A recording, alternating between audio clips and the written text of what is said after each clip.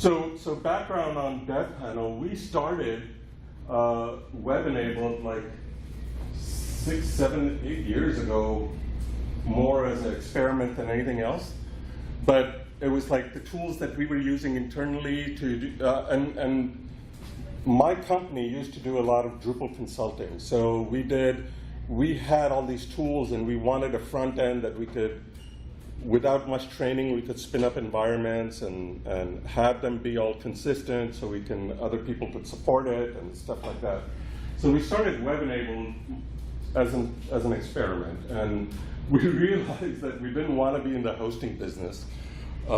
It's a cutthroat business. So I spelled business wrong. We shouldn't and couldn't compete with AWS for the stuff that we were managing. So we were like, if you can't beat them, so let's join them.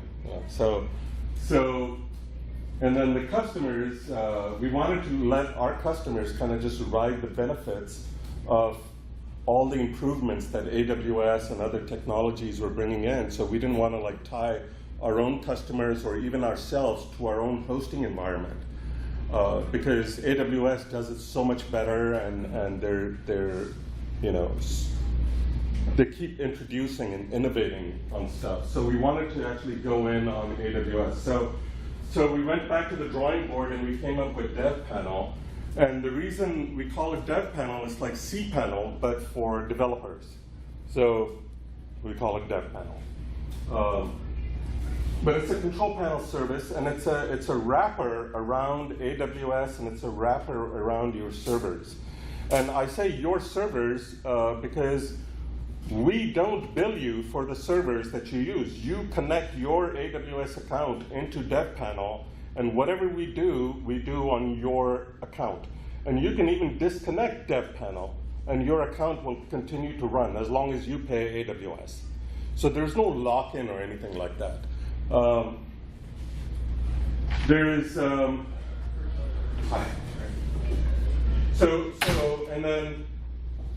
then the whole devPanel concept is more service-centric oriented, so that you're actually managing sites and applications and stuff instead of necessarily managing servers.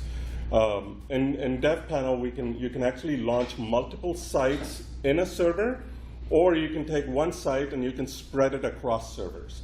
So you can actually manage clusters so that they're fault tolerant and automatically scale up and down depending on your traffic. So it's more as a platform as a service wrapper around best-of-breed technology. We actually bring in other technologies, as you'll see, like Slack. Because people like being notified by Slack. I like being notified by Slack. Our team is on Slack all day long. So Slack is one of the integrations that we brought in. So you can just put in your Slack hook. Anytime some activity is happening on devPanel or any of your servers, you can get notified on Slack. So that's one of the integrations. So now I'll just jump into the demo, and I'll talk about the concept of Workspace, which is a workspace to us is more like a project than anything else. So you have one project, it's a bucket, you put everything, you put your servers in it, you put your teams into it, you put your integrations into that bucket, and you manage that as a project. So the workspace, every workspace is a project. And then AWS Provisioner, this is where you link your account to devPanel, so that when you want to provision a server, we just use your account and your keys to create servers and services under your account on AWS. It's management of servers and clusters, I'll show you, and then you can manage apps and sites from source. You can clone sites or applications, and you can build them from Git. So you can specify a branch, and we can build the site for you. You can manage your own domains. You can do backup and restores. There's a concept of developers and admins. Developers can create and destroy their own servers. Admins can destroy anybody else's servers too. So developers cannot destroy other people's servers. And then you can bring in people as collaborators or as a team. So you can bring in a team of admin, or if you have an agency that's working with you, you can bring them in as a team. And the nice thing is you can actually kick them out as a team too. So you don't have to individually, take them out. But when you bring in people as a team, they manage their own keys, and their keys are added to your server automatically. So if they lose a key and they delete a key, it's deleted from all the servers and all the applications. And if they add a new key, then it's added to all the servers. If they're admins, they have root access to all the servers in that project. If they're developers, then they have access to all the applications in that server, in that project. So it's managed like that. Let me switch to the demo here. So I'm going to log out, and I'm going to log back in. So the way I log in is with my Git account. So you guys have Git account, GitHub account. So with my GitHub account, I'm going to log in. And you see I have multiple workspaces. And in this workspace, the Acme project, which is my demo project, I have one server. I have 3 applications running. On this one, I don't have any servers, applications. On this one, I have 2 servers and 3 applications running. So I'm going to go into this project, into this workspace. And inside this workspace, I know that if I have teams or admins, it tells me here. But here's my one server, the FLDC demo server. If I create tickets, you guys can create tickets, and they go to us, and we can respond to you right in the project. So everybody in the project can see which tickets are still open and which tickets are closed. You can see your server stats, and I can say create a new server. So I'm going to go ahead and create a new server. It says using this key. So this is my AWS provisioner key that I've already integrated in here. So I'm going to say, yeah, go ahead and use this key, create a server, and I can create a dev server. I have templates for dev server and the FLDC server. So I'm just going to click on dev server, and it remembers my specs from last time. Here were my specs for the dev server. I say save, and it's going to start creating the dev. So you can set up your own dev, test, stage, prod servers if you want, or you can have all those environments in one server. So either way you like it. You can have separate servers for each of your environments, or you can have it all in one. So here it says the create is pending for this server, but this server is already there, so I'll go into this server, because you see that server is running a bunch of applications. So now I'm in server details. It's got 3 different applications running. It's got the Drupal 8, a Drupal 7, and a WordPress. And it tells you which stack it's running. It's actually Drupal 8 on PHP 7.1, Drupal 7 on PHP 7.1, and WordPress on 7.1. We can actually go inside and change the stack if we wanted to. So we can change it from 7.1 to 5.6 or whatever. And notice that I can actually you can set up your backups, and you can do daily, weekly, or monthly backup. And if you select daily backups, it actually lets you specify what time do you want to start the backup. So 8 a.m., and this is all in Eastern time, or 1 a.m. in Eastern time, and then retention period, I want to keep this backup for 3 days. So it automatically rotates your backups too, so you're not using up a lot of space. Hey. Gotcha. All right. And then I can save this.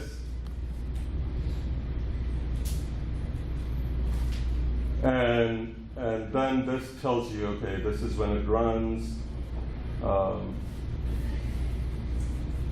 then available backups, if you have available backups, they'll show up here, and you can restore those backups if you want to the same server or to another server. So you have backup snapshots of servers, right? So we coordinate all the snapshotting.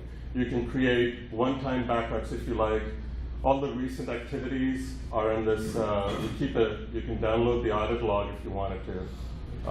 But all the recent activities are kept here by anybody on the project. So, and then tools, you can You can go in and you can say, I want to reset my root password. But if you actually try and run this, it'll actually, what it does is it'll notify you that you have to actually use SSH and your keys.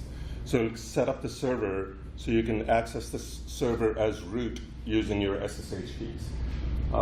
You can reboot the server, and you can add other tools here. There's cron jobs, and then there's server settings. What else is there? Oh, automatic system updates. If you turn this on, if there's any patches that are released, operating system patches, we automatically apply it. So you don't have to worry about it. But if it's sensitive, like any of the viruses or things that are published, like Meltdown or whatever, we'll apply those updates. System alerts, you can turn that on, and you can say, you can give it your email and your SMS number. This is to delete the log, and this is to look at your logs, server logs. You can download it, review the tail of it. But let me go up to the applications, and let's go inside one of the applications. So first, I'm just going to open up this D8 here. So this D8,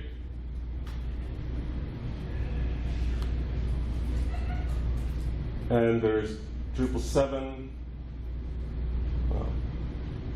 Click on this.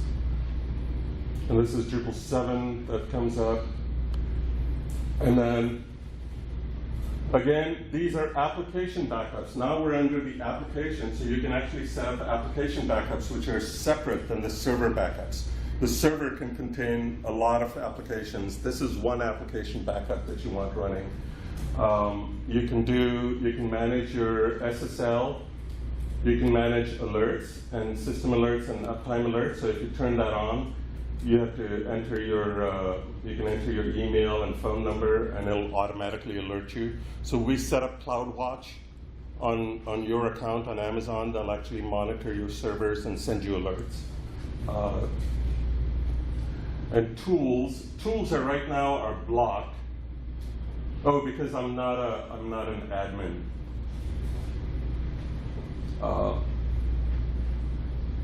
But there are tools. Let me see if I can unblock this. How do I unblock this?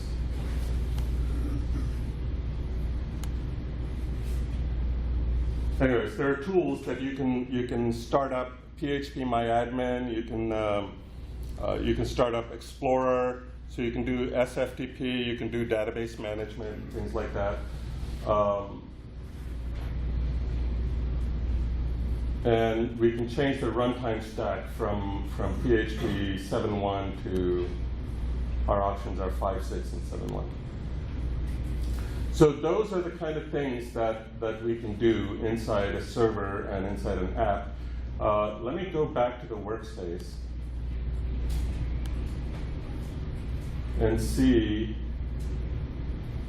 Okay, now our dev server is ready. So I click on the dev server, and I can create an application. And then from the drop-down, I can say, okay, I want a Drupal 7. Name of the application will be FLDC 7. And admin password, I'll just give it a weak password. I can put in tags. And then where to deploy from. Oh, this is the vhost name, and this is where to deploy from. Is it direct download from the official server? Is it custom code that you're uploading? Is it a URL so you can bring in other sites from, if you have it saved in your Google Drive or S3 or something, you can give it a URL, or you can custom code from a repository. So if you do a repository, you can do from Bitbucket or from Bitbucket or from GitHub. You can specify the URL to your repository, and then you have to give it a database file as well. So where do you want the database from? Do you want to upload the database file? Do you want to get a database from a URL? or do you want to clone the database from another environment? Right? So you can actually build a branch like you guys were asking for from a environment. You build a branch, and then you can bring in the database from the master or from another dev environment. So I'm just going to say, well, I'm just going to change this actually. I'm going to say direct download from official servers. And then I say save. And I just got notified of something. Oh, okay, so automatic system backups for FLDC were updated 5 minutes ago. Root password was generated. Anyway, so this application is in build. So while this application is in build, I can actually create another application. And I'll go here and do WordPress. Is there any way we could shut the lights on? Oh yeah, that might be Just so we can see a little better. Yeah. Or Zoom is it? Yeah. Or both? Or both? You know, I don't know how to zoom. I'm on this Linux. Control plus? Yeah, Control plus. Okay. Universal for browsers. There you go. Yeah. There we go. Is that better? Yeah. From the beginning. Yeah. So I'm creating an app. It's a WordPress. The name, I'll just say WP2, admin password. And this is your WordPress admin password. And then I can select a tag. And I'm inside of the dev server, so I can't change the server. But if you're creating an application from the workspace, you can select whichever server you want to drop it in. And the source code for WordPress will be direct download from official server.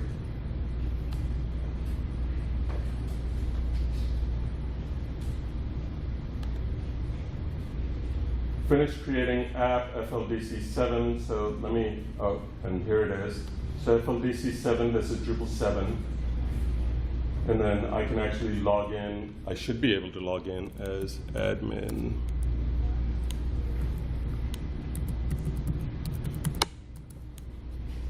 So I'm logging in as the administrator. And you see the admin menu here. I go back to devPanel. This is still pending create. But if I go into this application, I'm bummed that I can't see this. The features are blocked here. I wanted to show you this.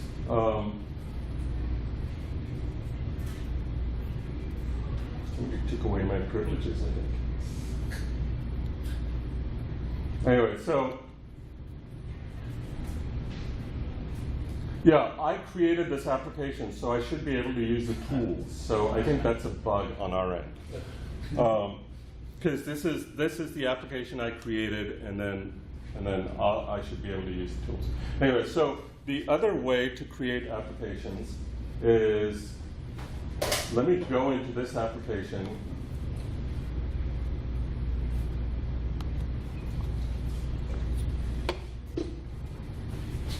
And create an article.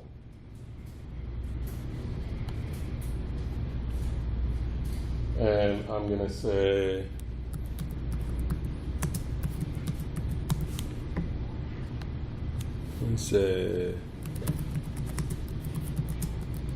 Salim was here.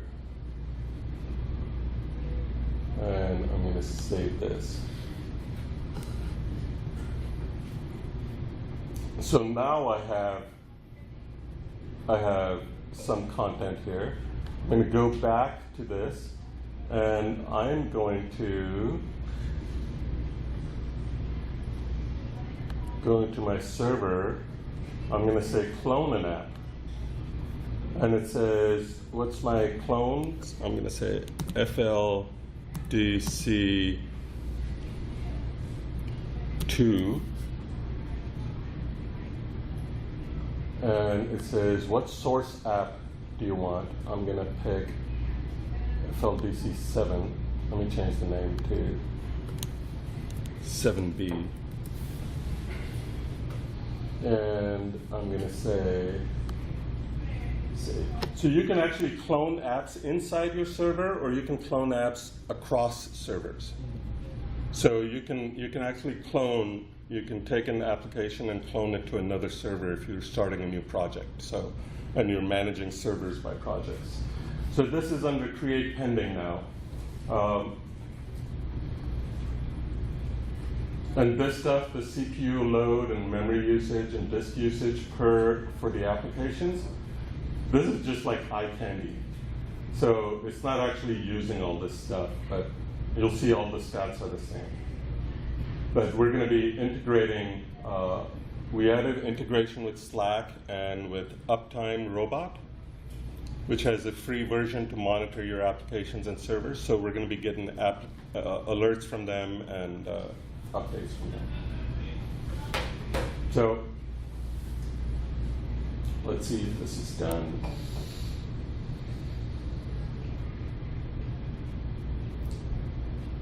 Anyways, questions.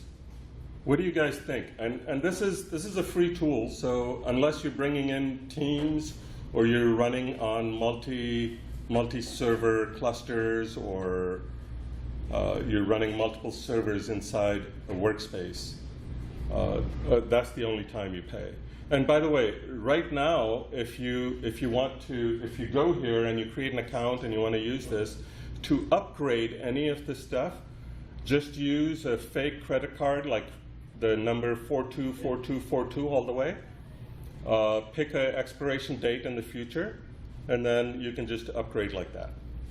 So yeah, so this is just, we're building it out, so just, you won't be charged for it, basically. So as long as you keep it. So, auto scale. Yeah. What kind of stuff do you have for auto scale? Like, So, can you rig to an EBS group or something like that?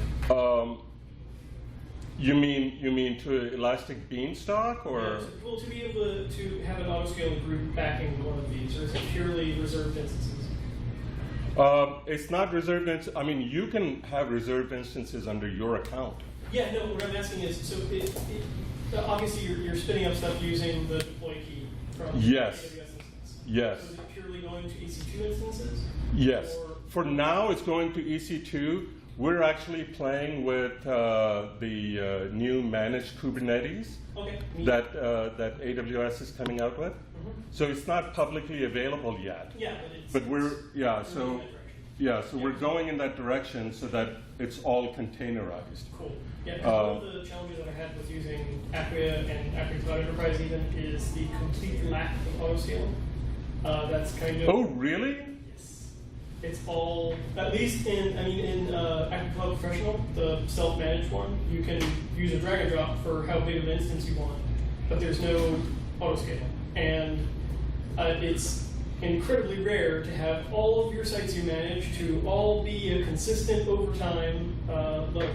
Yes. So having a service like this, Yeah. it's got all the managing dashboard stuff nicely rigged together, Yeah. and also auto scaling would be amazing. Okay, because I didn't know they didn't offer auto scaling, but on our end, the auto scaling, you can, if you want a fault tolerance service, then you set the auto scaling minimum to 2. Yeah. Okay, because if one server goes down, the other server is still up, and then the max is, you can set it. Yeah. You can set it to 20. You can set it to 100. You can set it It's to still 1,000. based on EC2, not on like auto scale groups. Yes. Okay. Yeah. So it's all done through CloudWatch alarms and everything. So it's all done internally by AWS. Yeah. We just give you a pretty front end to do it with. Yes, So. which is a huge benefit. Right, and not just a pretty front end. It's when you need support, and that's where we make money, is if and when you need support. So when you need support, somebody goes on vacation, you have turnover in your business, somebody leaves, you're not stuck with something you cannot maintain. Yeah. You can always contact us. We'll help you maintain it. We'll actually help train the new person that comes in that you hire on how to manage all this stuff and how it works in the background. And all of this stuff that you see underneath, all the scripts that we use on your server, all the CloudFormation scripts, everything's open source. So there's nothing that's hidden from you. cool. So you can actually look at these components. And if you want to create your own workflow, we have hooks. So you can start Jenkins and have Jenkins monitor your branches or your repos, and then just call our hooks when you want to build based on branches or based on tags or whatever else you want to do. But we just give you the hooks. And if you want implementation on a workflow that's specific to yours, we'll do the implementation. We can even do the implementation for you, but then we charge for it. That's how we make the money. So, but the free projects are always free. The free service where you can have one server in your per project. You can have unlimited projects, but you have one server per project. So that's free, because we want you to use devPanel for free forever. And then if one project grows, if you get a team, you know, when I was doing, this is like 10, 15 years ago, when we were doing consulting work or when we were doing web development work, 1 out of 10 project would grow, you know. So we want to, hey, that's tentacles. So 1 out of 10 projects would grow. So, but we want you to use devPanel for all your projects. And you can request tools from us. We'll give you tools for that.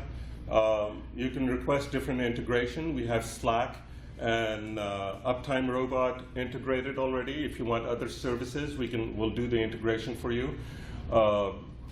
If you create a site, if you create a domain name, you can actually go in and do your SSL using it's just a one-click SSL. Stuff uses Let's Encrypt, right? The free SSL from Let's Encrypt, or you can upload your own. So in corporations where you're not, like one of our clients didn't want to use Let's Encrypt for some reason. So they're like, oh, we have a policy, we always use this. So there's an interface for you to upload stuff to.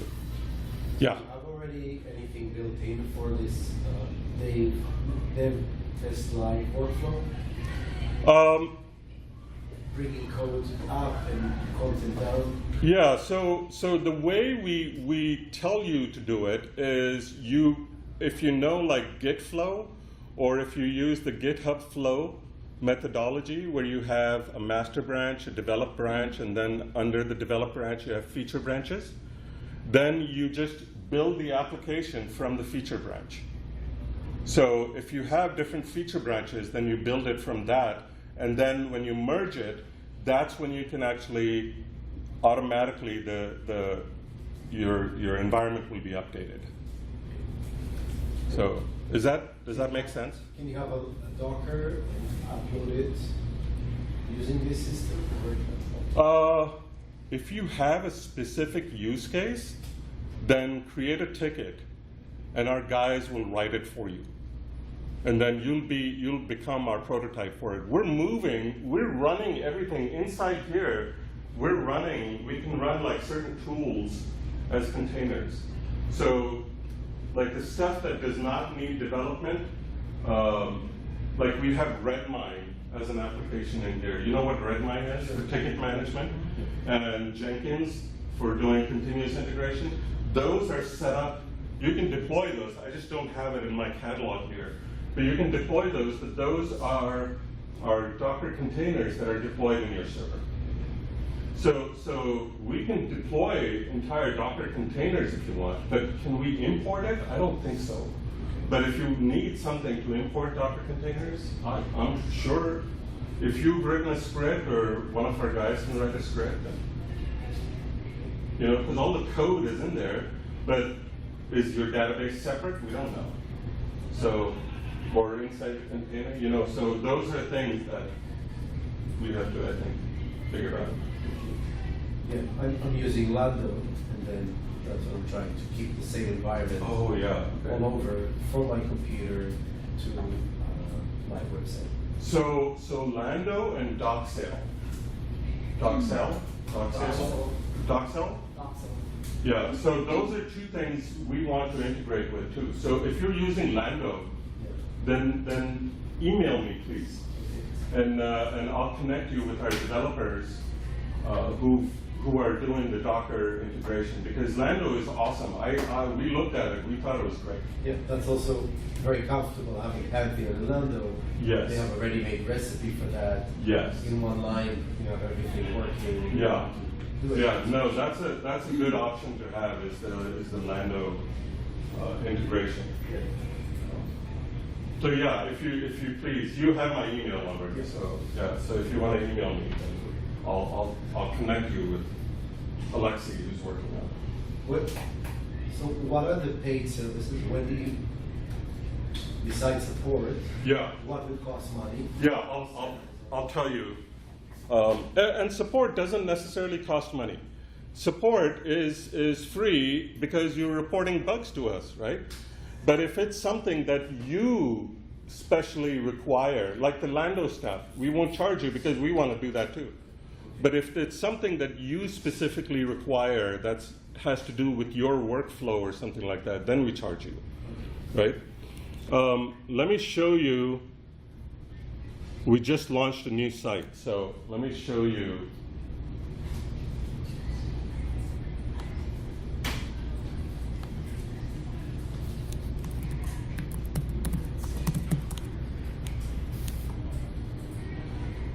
You like our new site? It's very fancy. It's just a wiki. It's DocuWiki. It's one of the other applications that we use. But if you go under pricing, there is a free workspace, which is, and everything is priced per workspace. And this allows us to change pricing, and this allows us to experiment with different pricing. Can you do the control plus link? Yes.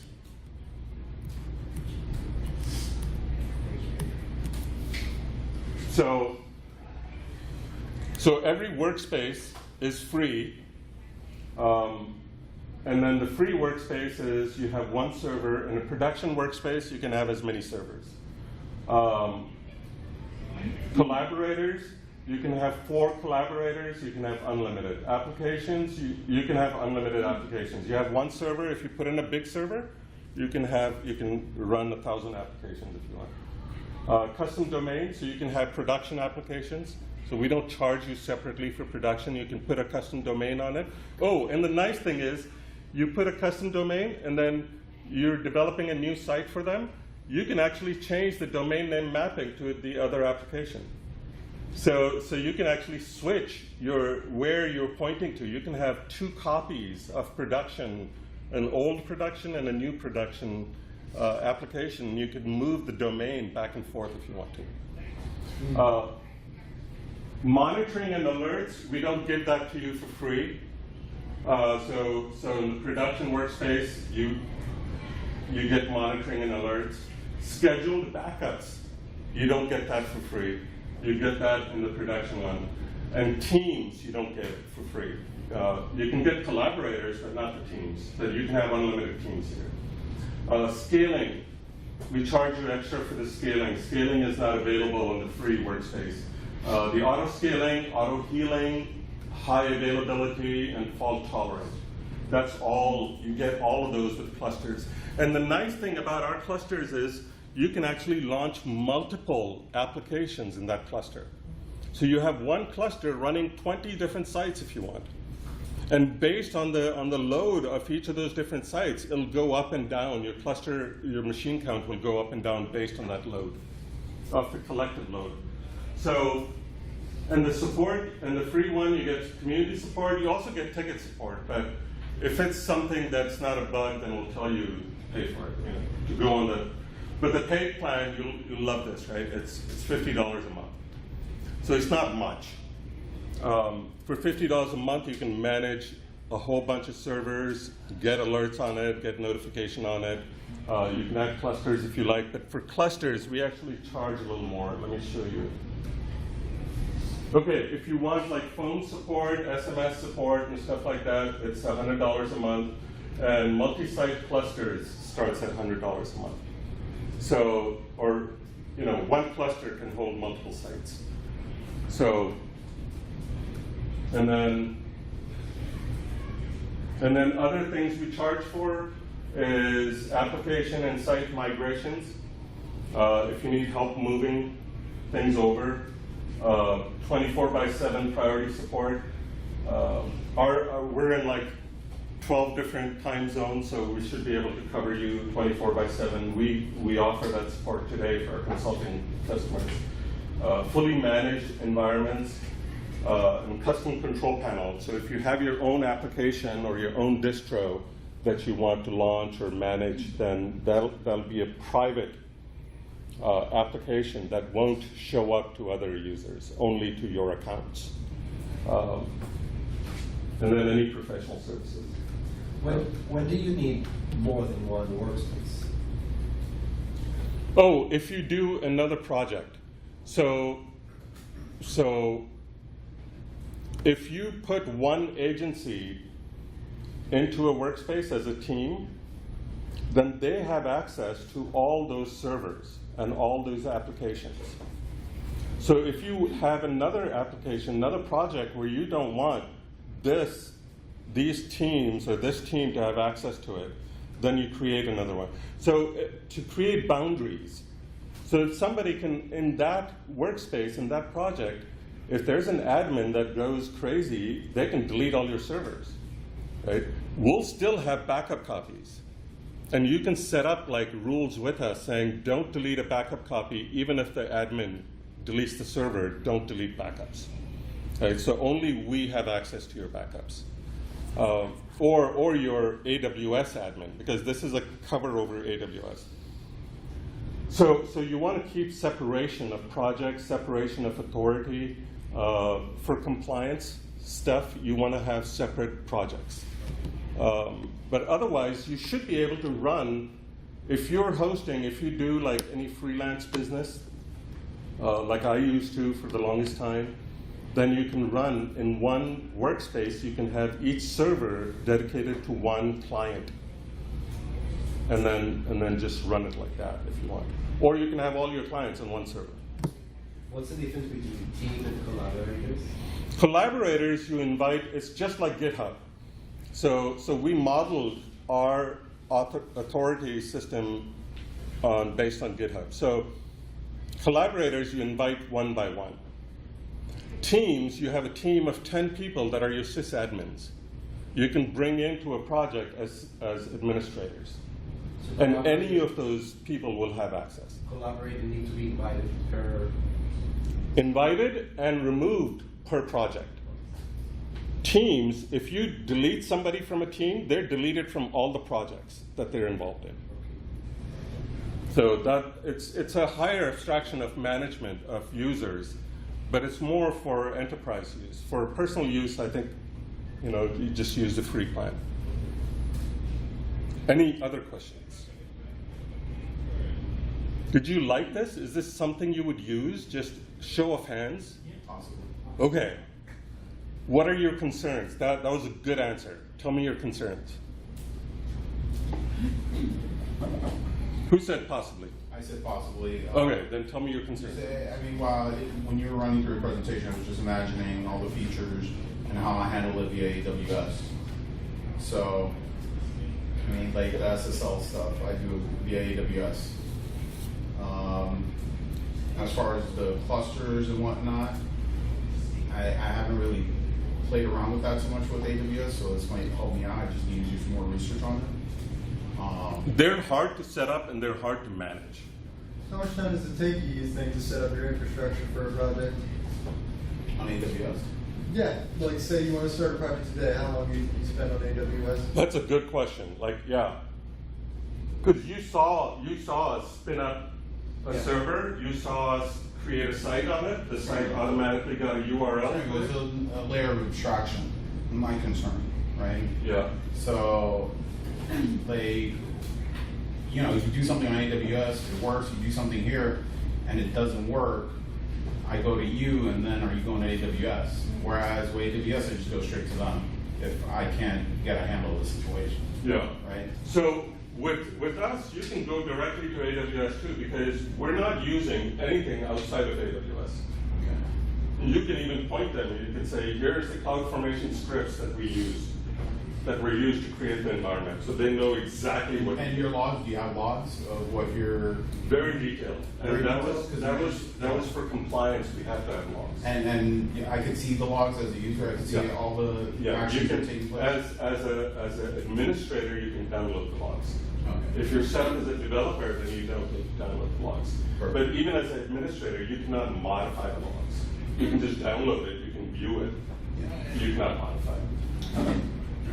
So, any other questions? And does that answer your concerns? That it answers, yeah, part of my concern. I need to go in here, go into the application. I think it's neat. I think it's super cool. Yeah, and I think you And should think use back it to for Pantheon. yourself first. Think back to Pantheon and just, yeah, this is way better than that. Yeah, how does it compare with Pantheon and Acquia? Because I don't know. I don't look at their environments and say, oh, this is.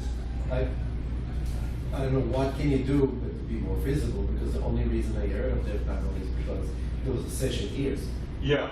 Like, how come I didn't know about it? Yeah, no. Because I'm looking for a solution. Yeah, they Oh yeah, have. your website. I went to the website during the presentation. I'm looking at it. I'm like, all right, am I on a wiki page or what? It is a wiki page. I know. It needs to be, prettified. So. I can certainly do that. Yeah. Well, if you can do it, then tell us. Send me an email and let me know. But it was a site that I used to put together stuff, and the wiki was the easiest format, and we were focusing on the application, not on the site. No, of course, yeah. And then today was this is my first presentation of the UI v3, which is the third version of the user interface. So this is beta? Well, you showed us today because you said eye candy before. That's another Yes. question for you. Good You saw point. 5%. Yeah. I was So worried because it's you said eye being candy. used for production management of servers, because the servers that we create, they're not beta. The services that we launch on your servers, that's not beta. Got So it. the underlying stuff is all solid. Can I use that interface now? Yeah. Yeah, okay. Yeah. So the underlying stuff is all solid, but the UI is in beta. And you'll find problems like tools. I could not access the tools. That was a bug. That's a bug on our end, because I created that workspace. I should be the admin. I should be able to see the tools. Right? So that's a bug. So you would say, hey, I can't see the tools. It would be like, oh crap. No, I can go into V2 and I'll look at it. You can use V2. V2 actually works with DigitalOcean. It works with Amazon. We dropped DigitalOcean from V3. And there you go. Okay. I know what that is. Yeah, DigitalOcean is another server provider like AWS, and they have really cheap servers. But we got into a conflict where we have so many things we can play with and do on AWS that DigitalOcean didn't offer us. So we were like, how can we support this? We're going to have 2 different code bases. And we just wanted one thing. We just wanted, one solid support for AWS, because most of our customers from the consulting side, we put on AWS. So, because we don't, and those customers, a lot of them are already on AWS. So, we don't want to switch them or anything like that. Do you have any estimation of the cost of AWS for average? Yes. Say Yes. $25 a package. Yeah. So for if you're running a micro, we don't even offer you the nano server, because we found ourselves to have a problem running Drupal and WordPress. Yeah, if you're running a full lamp stack on a nano Yeah. server, that's not. Yeah. So the micro server is the lowest we offer, and we recommend that you use 8 gigs or more of disk space. But with a micro server, I can run 6, 7 sites, maybe even 10 sites, depending on the database. Each database has a separate, each user, each application has a separate instance of the database. So that's what consumes a lot of the memory. But if you're running database-less server applications like Grab, we've been moving a lot of folks into Grab from other CMSs. So if you use Grab, you can run 100 different Grab sites on one $25 server. And do you have any special performance tweaking for Drupal when running on AWS? We don't, because we haven't really needed performance tweaking. Any of our customers needed performance tweaking, but if you want Solar, for example, or if you want different services, we can plug those in as Docker containers right into your server. So you can actually deploy those. We have to turn on. There's like over 100 applications that we support, but we have to turn on those applications. So for it's you to not be able to available in deploy. the UI to turn on. Yeah, we just want a small number of applications that can be deployed and used for development. And then the other applications we call supporting applications. So Jenkins is a supporting application. Redmine is a supporting application. So those are the type of applications that are all containerized already that we deploy as containers. So Solar is something we would deploy as a container. What else? And how does it compare, like with Acquia? And because I think Acquia charges a lot of money, right? Yes, they do. Yeah. But their support must be good too, right? They include the support, right? Well, it's all under a contract. But yeah, Yeah. the key difference I'm seeing here is obviously they're a bit further ahead. Oh, of They've course. been doing this a while. Oh, yeah. But for something that the amount you can get for free appears out of devPanel, Yeah. the amount you can get for free is substantial. Okay, So, excellent. Yeah. And it's also something of, like, effectively, this is a thing I've thought over previously, of if I wanted to go through and build effectively the same kind of environment stuff you get out of a service like Acquia or Pantheon or whatever to run on top of AWS, Yeah. that's like a good several year or so worth of serious development just to get the Yeah. back. It took But us this a while. would jump you up to a point of almost there Yeah. for a very low cost. Would you contribute to our project? Let's talk. Okay. See what you got. Yeah. I mean, and right now it's all like we pay for all the developers. So even if you contribute, you get paid for it. So if you guys want to come in and contribute, please let me know, and we'll pay you for developing stuff. But it has to be open source. It has to be in the community domain. Well, That's my experience with Pantheon is it's only $25 at the minimum site and unbelievable 24/7 support. So that is something that many times, just because of that, worth that amount of money. yeah. With us, it's you have to pay $50 for that, but you can manage multiple sites. But Pantheon and Acquia, they're like venture funded companies. We're not venture funded. We're like bootstrap companies. So. Hey, you're over time. Oh, I'm sorry. Okay, thank you, everyone. Thank you.